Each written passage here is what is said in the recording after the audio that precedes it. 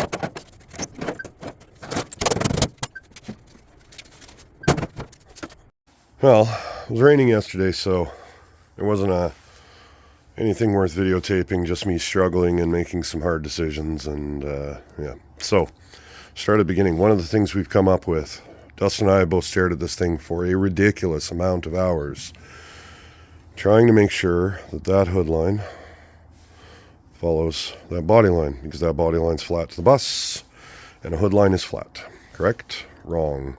Because on the Studebakers, the hood, let's see if you can see it here, right there. And the camera's kind of level with the bus. This slopes down at the back. I went through every picture I could find on the internet. I went through every clip we've got here. I stared at everything for a million hours. This line goes downhill. So while we were trying to correct this line for more hours than I care to admit, we realized that it's not even the problem. So moving on. Now, the front of these clips unbolt, and I knew this all along, and my hope was to be able to leave this structure here and tie into it, because that structure is actually the body mount. I got a piece out here. Let me show you.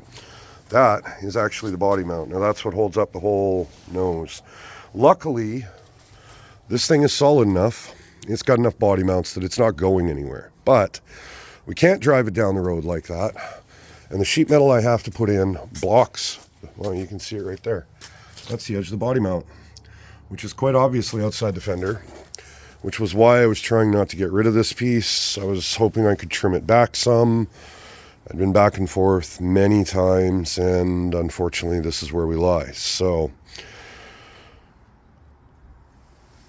I'm still attached up here. I don't have to build flanges and everything up here. I'm going to roll this down. This allows me to roll that metal down sooner, and that'll come later. That's the easy part. Down here, I need to break a flange, tie it into there, and then I need to build structure, because since that was the original body mount, I need some kind of box. I need something structural that isn't just a bent piece of tin, which will tie back into the outside, well, inside of the bus, back in here somewhere, so that this thing will actually hold up going down the road. It's, I haven't backtracked really. I just have to do this slightly different than I was hoping to be able to do it. But that's the way these things go. I mean, I could have peeled it all off and found out that I have to put it all back on and wasn't able to, but you know, everybody's got a process. So yeah, I'm going to make a flange that goes here, get this tied in. I'm doing one side at a time just because body mounts. And then I'm going to pull this side apart. This side gets more complicated because all the hardware is hidden behind that heater box or whatever it is beside the driver. So I got to get all that torn apart so I can make that flange. Once that's all tied in, I can start tying in that top corner. I can tie in the floor. It's all going to move pretty quickly, and then I can figure out what I'm going to do for the structure. But let's go cut some metal. All right, so let's see if I can talk through this, and since I remembered to hit record this time, and it's apparently important if you're posting videos. So I got a piece of TIG rod being the universal, easy to bend. We have it. I use coat hangers, whatever. But what I'm looking at is I need a filler panel to hold this in. I want to hold this side in before I hold that side in. I want this bolted to here like it was before, so I do not want to weld it to here. I do not want to weld it to the floor. And we eventually got to pick up this body mount, so we got to make as much room as possible. But the old piece quite obviously came out, and it's huge. So get a piece of TIG rod. Let's go up to this hole. So leave a flat spot for the holes here. Bend it out, and then bend it out so that I can attach it up here. This might change just a little bit, but we needed this flare because up here, this has to be flared out because there's actually dashboard and gauges that come through on the other side. The dashboard is, well, way out here. I don't know if the camera can see that. It's about 3 inches out from the body here. So what I'm going to do is run a piece. Ironically, the bottom of this is at the bottom of that. There's a little mark there. I'm not sure for what, but we'll run this piece up, say, there. I can run it up 20 inches. I already ran a straight edge down these holes, and I know these holes are perfectly in line. So I can run 20 inches, I know that this is flat and vertical. So if I take my template here, this will run with a slight bend there, 20 inches by, how long is this?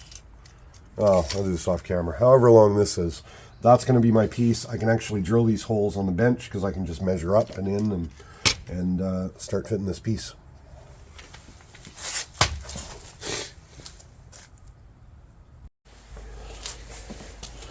All right, so the magic number was more like 10 and a half, or was like 10 and a half. I made it 11, so we got 20 by 11. See, that piece will run from there to there. And if I run this right along the edge of those holes, I can actually mark exactly where they are. They're all perfectly in line.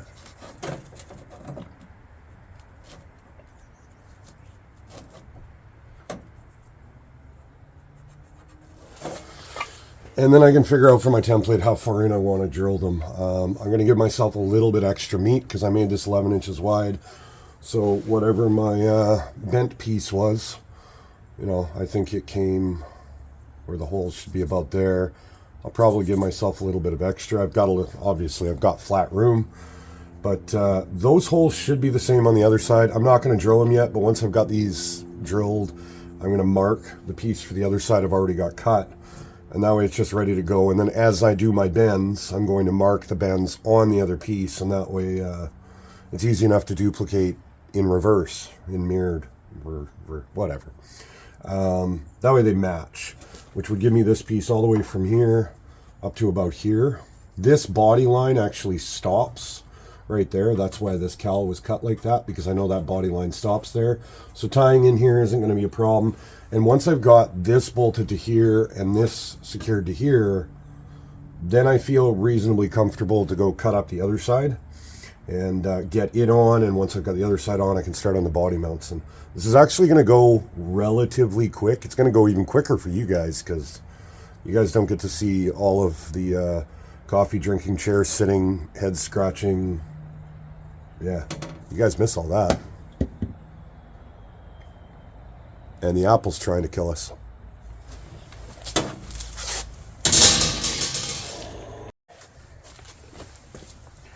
So when I laid this all out, I got this flat spot right here, and I figured that the Sharpie mark would go in the middle. So I was just going to, yeah, that was the end that I had on the firewall. I was going to put the bolt in the middle, about 3/4 of an inch from the end. I got a little bit extra meat.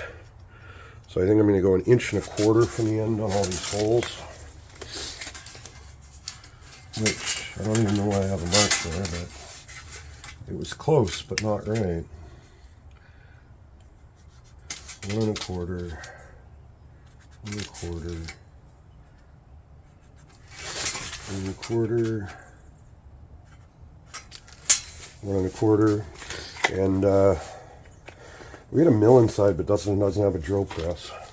I'm not bringing mine from home, but you know, we got drills. Step bits. Step bits are glorious for sheet metal. I don't know if everybody else does this, but I tend to take a Sharpie and mark the step that I want to stop by. Otherwise, you end up punching all the way through and.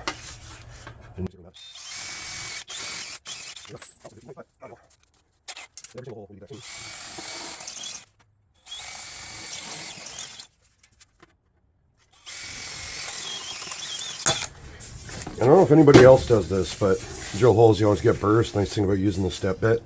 Go back in and just touch it with the other side, and it'll deburr all the holes.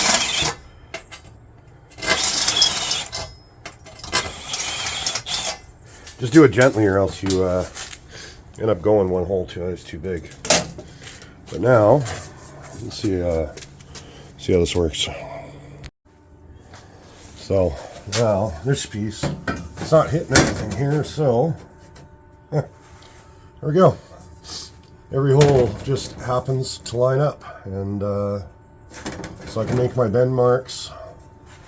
You know, I'll put my bend in here, I'll roll it out, and yeah, I'm probably going to roll this bend And I'll probably have a bit of a break here. So, you know, what I'm probably going to end up doing is just put a break here wherever it gets broke, and then I'm going to use the tube anvil and roll that last little bit out. And yeah, this can get some bolts and some weld. We'll go in here with a zip cut and clean up this edge and stuff, get it all tacked together, and yeah,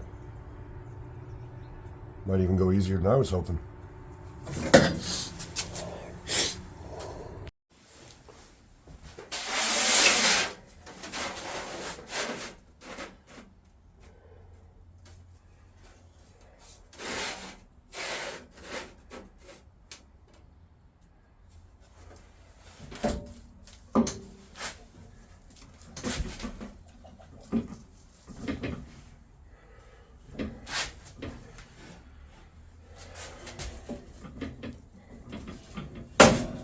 I had no idea what the bend's supposed to be. I didn't bring the gauge, so I'm eyeballing this. But, you know, nice thing about metal this thin is you can shuffle it, move it, hammer it. Got my Winglish wheel out there. We're set up.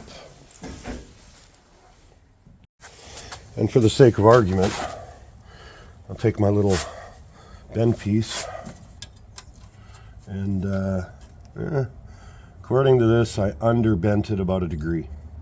But I wasn't sure this was 100%, and this was actually standing off on this end. My guess might be closer than my template. Now this is the part where it actually starts to get tricky, because this bend gets a little more complicated. This one, whatever, it's just standing off of the metal on the bus. This bend here actually has to roll into the sheet metal. And the problem is if I start this bend too early, it's too far off the sheet metal. If I start it too late, get it on the wrong radius. I'm thinking it has to be somewhere between these two radiuses. So I'm going to have to play with it a little bit. And my best estimation is it's got to start around here. So I'm going to feed it in this way. And I can see my line. But since my line is below the tube, if I start pulling up here on this piece, it's going to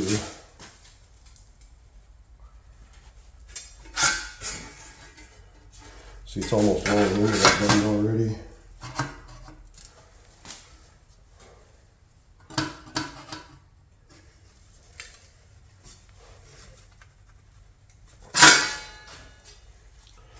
There we go. So you can see lines there, bends there. I don't think we're doing too bad.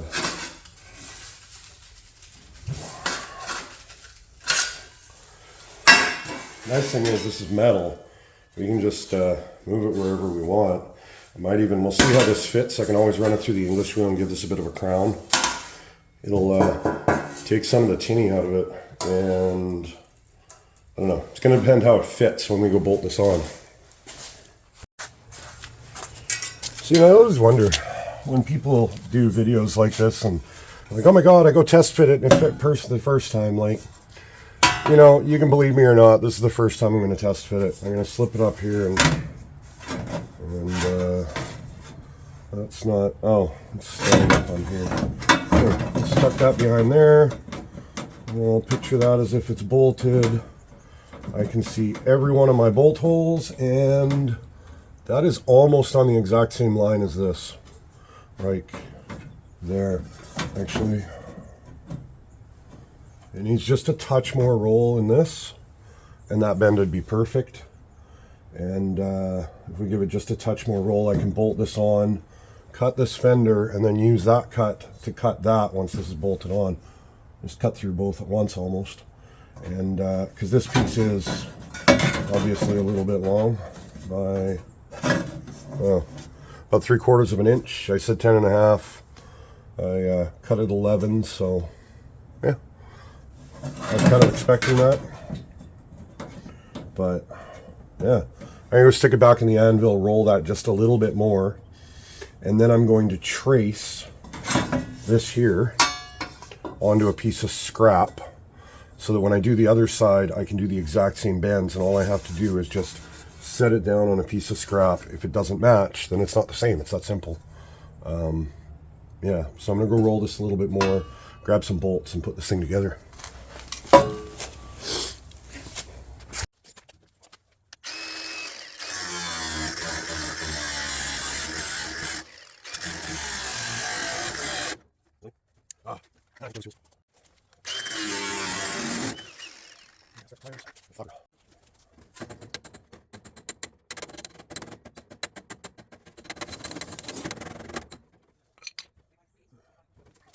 So, I pointed it out in videos before. Anybody that's owned old cars, worked on old cars, has probably experienced this themselves.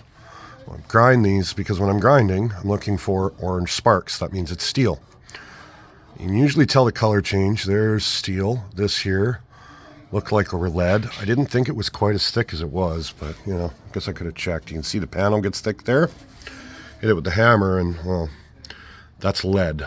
You know, it actually super soft, right? The melting point's really low. I'm gonna hit it with the torch and see if I can blow this lead off so that I can actually work this panel some. At least I'll be able to pull it into shape pretty easy. I don't like grinding it off just because I get into the parent metal.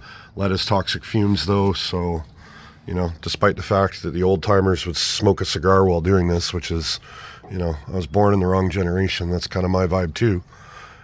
It's, I'm outside. It's well aired out. I just want to hit it with the torch, see if it'll knock it off quick, and then I can get this panel fitted. It's ready to go, so. But, yeah, quite obviously, there's a little bit of lead in there.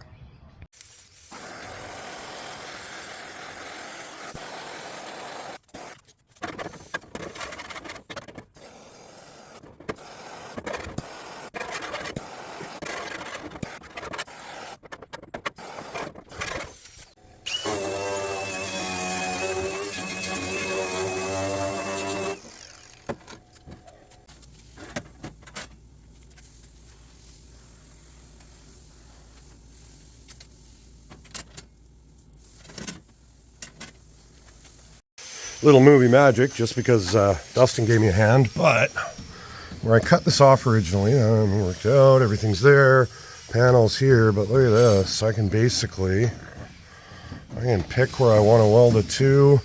I got a little bit of in and out here, and it works out. So I think basically I should be able to basically cut that line right there, pull this into place, start tacking stuff together, and that'll hold it. And I can move on to the supper.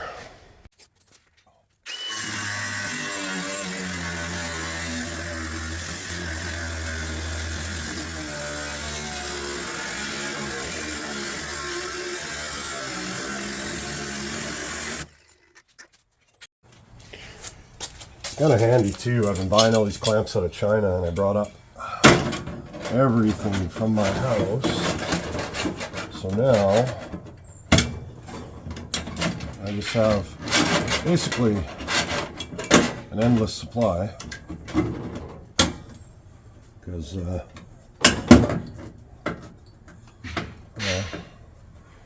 why not? They're so ridiculously cheap coming out of China that there's no reason not to buy extras.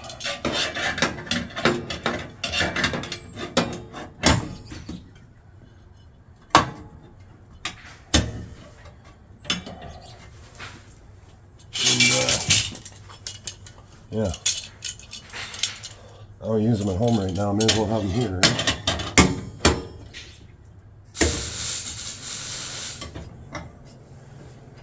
That's good.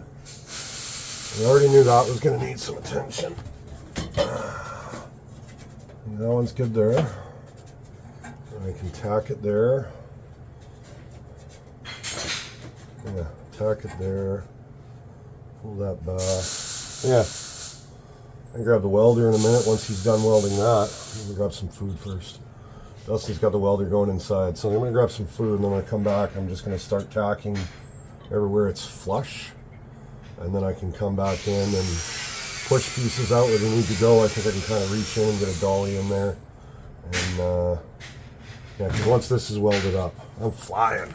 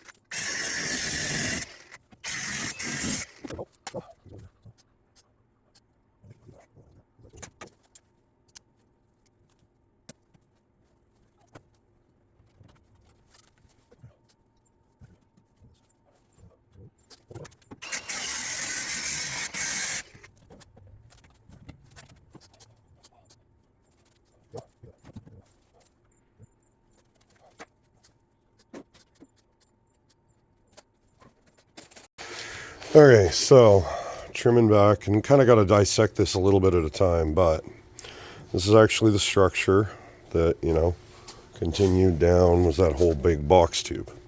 And obviously this was all one piece. It bolts up to here. So this is where it's complicated, is this bolts to, call it, I don't know, the cowl. Okay, firewall's up here, cowl. Well, let's call this the cowl. The dashboard, right there, bolts to the cowl, not, or bolts to the firewall, not the cowl. So the dashboard actually relies on this, well, what this would have been, not this. So I'm going to trim this back here, and that'll open that up, and then I'm going to lose a whole lot of this structure here because it doesn't need to be that thick for what I'm doing. I'm going to flange it just like this, and then we'll tie it in up there further, because I need to be able to make kind of a complex curve there so that this rolls down and eventually develops that bend there, which, yeah, we got to kind of change directions here, but it'll work.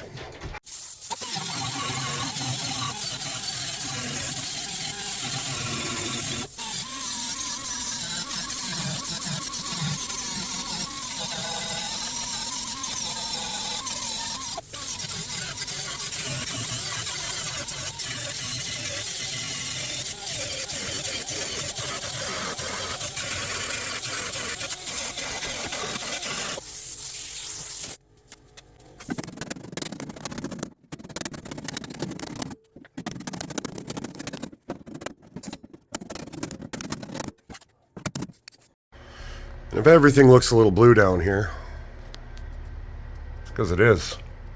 Dustin's got a tarp up here for me, which deflects enough rain that I can work in this area right here without getting poured on. Even if I can see light through the tarp and like spots, it doesn't even matter. At least it's not raining directly on me. And he's coming back with some CAD paper, because believe it or not, I still do things with paper and cardboard and stuff. You can't lay this out. Well, I gotta lay this out with a computer, but why bother? I gotta make this in, I think, 2 pieces rather than waste material. I'm gonna take a few minutes and I'm gonna lay out this piece, and then I'm hoping the piece is the same for the other side. At least I'll have templates, speed up the process a little bit. It'll, you know, I'll know how close it'll be, but yeah, I mean, that seam there, I gotta finish welding it a little bit and then clean it up, but it'll need less Bondo than the lead that was on the cowl. Not saying much, but it will. I'll have it all cleaned up nice, probably even spray it with primer so that it blends. But yeah, I'm gonna put my feet up for a minute and stare at this, because everybody knows that 90% of any job is sitting in a comfortable chair like this roll around one I built, and staring at it aimlessly while you tear apart every idea you have about building it.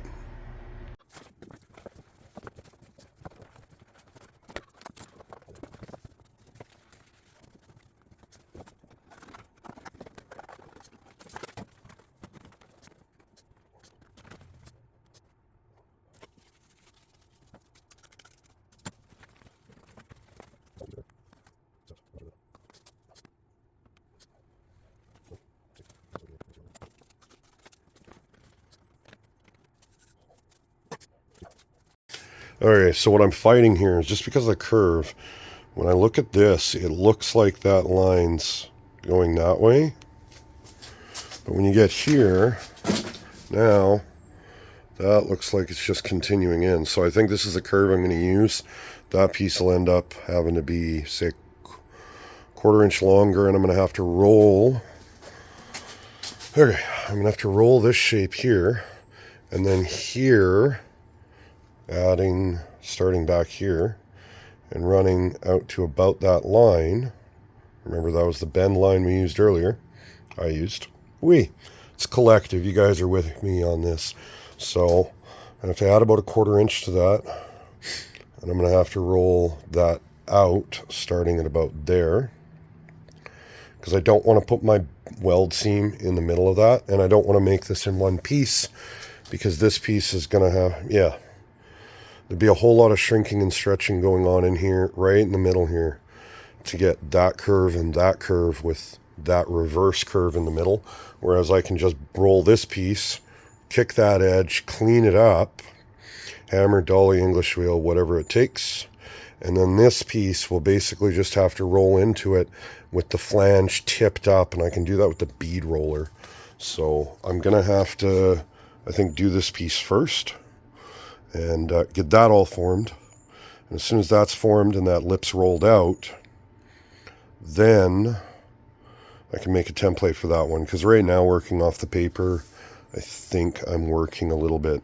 Yeah, I got to get that finalized first, and then we're good. I'm just talking this through, guys, because that actually looks like it'll fit almost perfect. Yeah, it looks good from here. From straight on, that curve, I have to take just a little bit at that corner. So maybe I don't add at that corner, and from right about there, I add my 1/4 inch. You know, sometimes I forget to hit record entirely, and sometimes I push another button on the phone and it stops the video. But what I was saying is right about there, we go 1/4, 0. There we go. So from that point, we add 1/4 down to 0 there. That looks pretty good up there. That all works, and then I can decide what I'm doing with this after I get this piece basically fitted. I don't have to weld it in. I can just make sure it fits perfectly. I'm going to make this piece just a hair oversized. I don't want to go too big. That's why we're going cardboard. And the nice thing about the cardboard, this is stiff enough that if this wasn't on one plane, that would tell me, because it would wrinkle. Which is why I had to cut release in it to get that little roll. But I can cut this piece out and roll that. Let's go do that.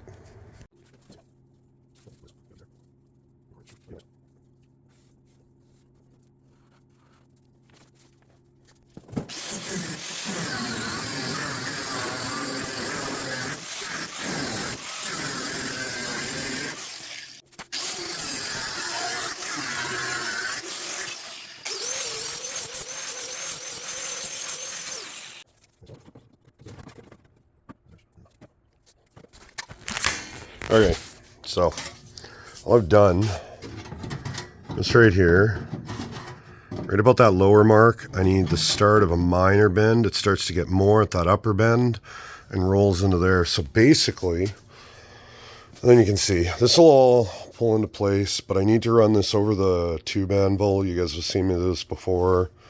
I'm going to bore you, but I just did it right there, in there. So I'm going to go do that, and then it's going to be a lot of over there, over here, over there, over here, over there. I got other cameras I could set up, but I'm not. So you guys are just going to poof, see it fit before I roll that edge over. Okay, so basically at the corner there, tuck down the right of there. Oh, I had to pop that. See, this is the problem, doing stuff one-handed. Telling you, give these YouTube guys that do nothing else a whole lot of credit. Alright, so let's go back over. That's where it fit. There we go. Alright, now, that curve basically nailed. A little bit of trimming to do there. The thing is, I can actually trim the cowl, get it closer to that bead there. That's good there, but obviously we need that rolled section, which is going to taper off to not much of a roll up there. But down at the bottom, right there, that's going to be more of a roll, tapered off, and it's going to take some hammer and dolly work. I'm going to do that before I put this piece in and kind of blend it as best I can. I love working with thicker, what is this? I think this is 18 gauge. I like working with it for cars because it's a little more forgiving. You can actually beat on it, form it, grind it, sand it without punching through as if I was using 22 gauge or something. But on the flip side, it's a little harder to work with because I can't just tap it with a hammer. It takes a little bit more either way. I like using it. It works pretty well. But I mean, that's that corner. See, it looks good from that angle too. We're good. I'm on the right path. We're doing good. Yeah. Okay. Let's go roll that edge over so that we can start trimming things so this fits.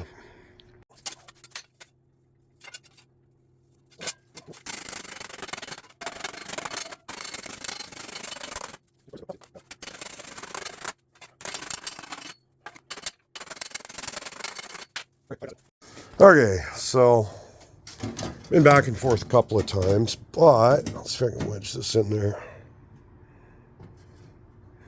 Stay.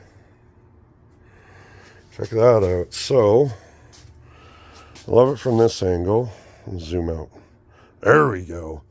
You can see that line just continues up to about there and then starts to roll in as the bend goes. From the front, goes up, rolls in with the bend. From this side, goes up and it rolls in, and I think that's actually a pretty, aesthetically pleasing line there. And then it tapers to 0 here, so from here, this piece can basically just roll this way down to here. I make that cardboard template. And when I make that template, I'm going to run it from here. It's going to run didn't have it wedged good enough. It's going to roll like this. And it's going to roll up. And basically up to that spot up here where that panel goes. And then it's going to have a flange that tips out.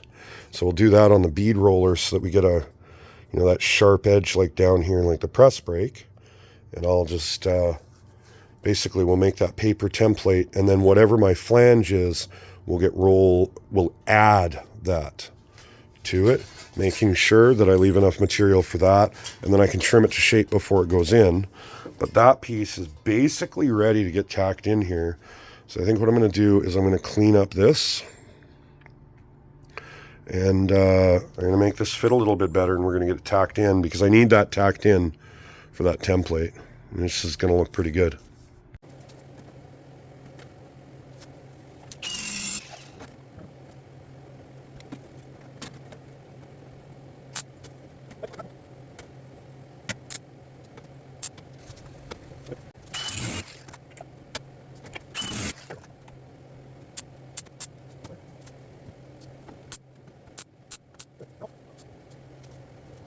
So this is all flush there, touch high on that panel. Well, that's flush there. That starts out flush, but you can see it's just over top. Got this spot that I had to grind out the lead. See the difference in color? There you go. Lead versus steel, because these were multi-piece, so this whole seam all the way back on the factory cowl would have been lead. Downside of old cars, upside, I don't know. But we're overlapping in a couple of spots. We're overlapping down here where it starts out good and it ends up about that far down. So I need to trim that so I can pull that back in. And then I'm very carefully going to run the zip cut down there on an angle with a smaller disc. Because that way, when the pieces settle, that angle, this one will come down, that one can come up, whatever. It should settle into place so I can get it flush. Because, yeah, I like it. That's good. I just need it attached.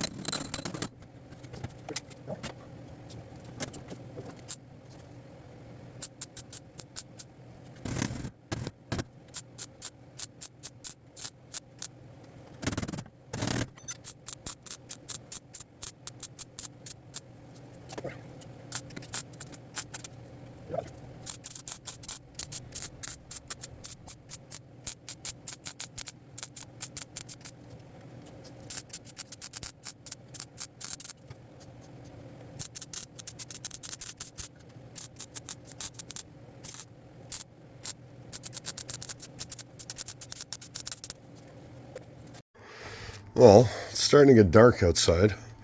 It's raining on me. Yeah, everything seems brighter on the phone. Camera just makes it look glowing, but whatever. It's getting dark, so I don't know how much more filming tonight, but this piece is in. Kind of got the welds dressed a little bit just so that I can step back and look at everything from every angle. I got another paper template. This is basically how this piece will go. So the flange will taper basically from there. That'll be my tipping line. So that'll be 0.5 inches here, and we'll make sure that that flange comes out far enough to grab that hole. But it shouldn't be a super complicated piece to make.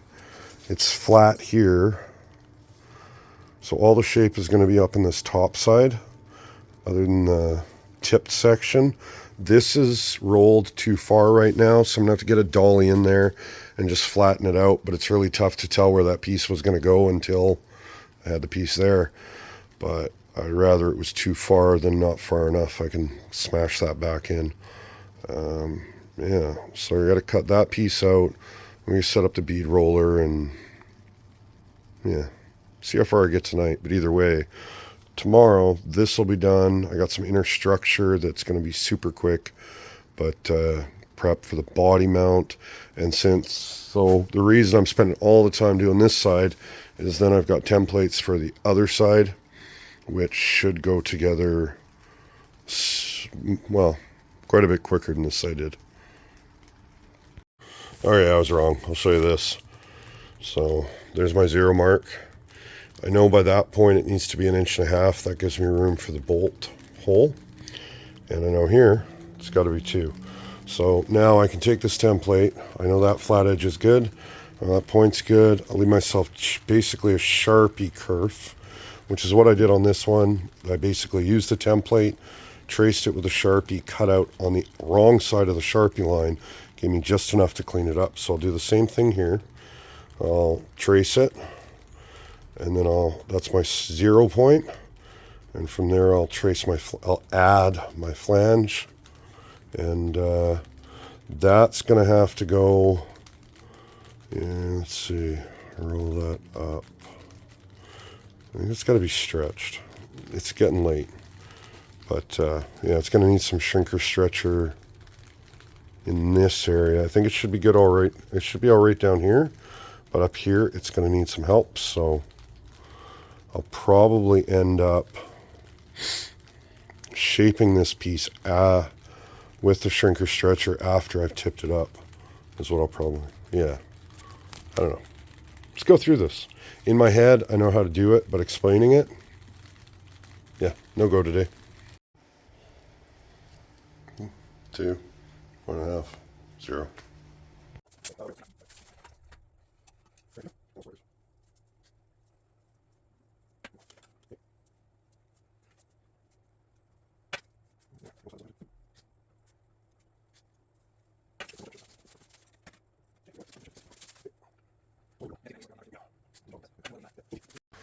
Well, nothing better than working in the rain, right?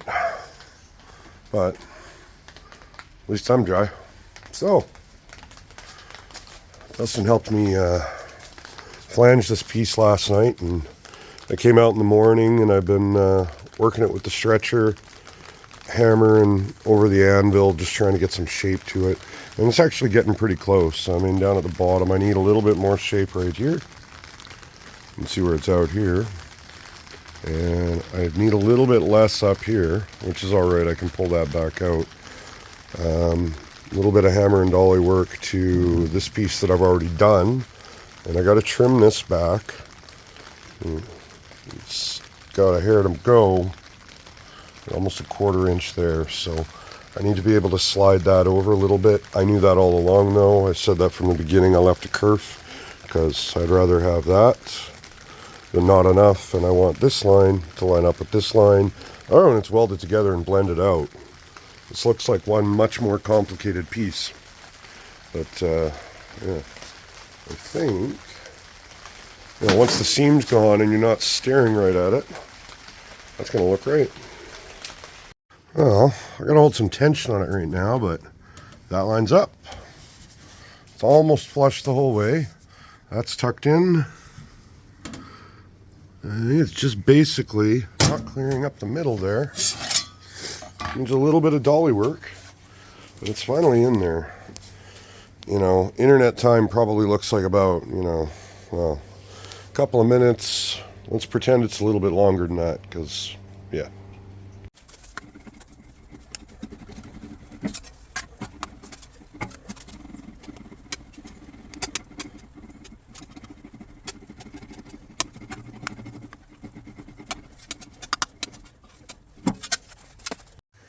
That's better.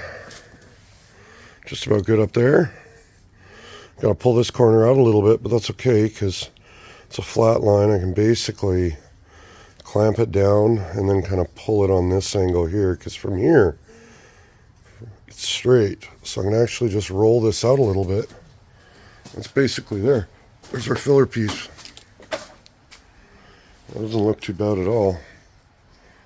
It's handy when you built like monster tools for yourself. Actually make pieces fit. So good. I don't get to use it very often, but totally worth it here. I'm going to pull this out and then we'll set up the camera and start welding this bad boy in. Alright, so what I'm going to do is I'm going to make a mark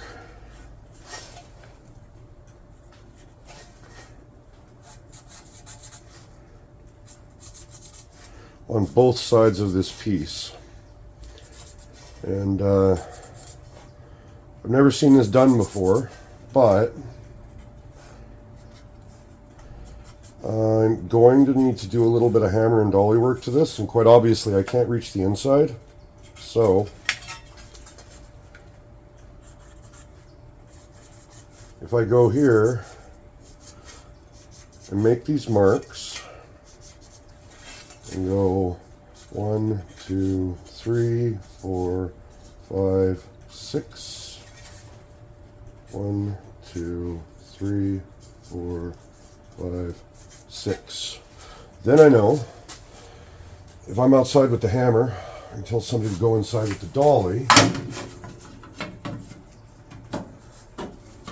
There we go. And I can say I'd like the dolly at number 6, and I can dolly there. I can get somebody to push at number 1. This way, we've got a system for getting this all the way in, because like I can tack it here. There we go. I can tack it here, I can tack it here, and then I'm going to have to start working my way down the line. So that's my system. I have no idea if it's right, but we're about to find out. Also, if I was welding this piece to here and this was all permanent, I wouldn't worry so much about this flange being flat and just stress-free. So I don't want to push it into place, but since this is designed to unbolt, I want to be able to drop this in here. This is nothing. This is in the straight area. I can pull that very easily, but it's actually easier to pull this while it's on the truck. But it'll be contained with weld there, and a bolt right about there, which just barely makes it onto the flange. So this piece, I needed it as relaxed as possible, and the English wheel did a really good job of cleaning up my hammer marks. Yeah, relaxed. Otherwise, this was going to be a nightmare. If this flange wasn't flat, there was no way to straighten it once it was on here. It needed to be flat before, and if you saw all the clips before, it looked like the ocean. It was good, but yeah.